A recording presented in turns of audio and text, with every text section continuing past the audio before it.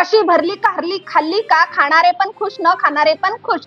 चला तर मग आता रेसिपीला सुरुवात करू। अगोदर कारले उकडून घेतले आणि बिया काढून घेतल्या, मसाला भाजून घेतला।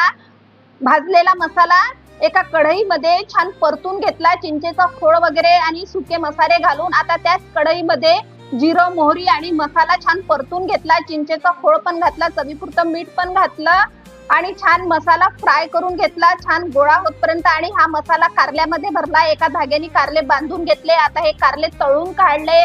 तळून काढल्यानंतर एक बारीक चिरलेला कांदा थोडा तेलात परतून घेतला, तिखट हळद घातली, धणे जिरे पावडर घातलं, छान पाणी फोडणी दिलं आणि त्यात जो मसाला आपण तयार केला होता तो पण घातला, त्याची छान घट्ट ग्रेव्ही झाली। आता झाकून 5 मिनिटं शिजू दिलं। डिटेल रेसिपी बघण्यासाठी व्हिडिओ मधल्या त्रिकोणावर किंवा लिंक बघा, त्रिकोणावर क्लिक करा। तुम्ही पण असे कारले करून बघा। बाय।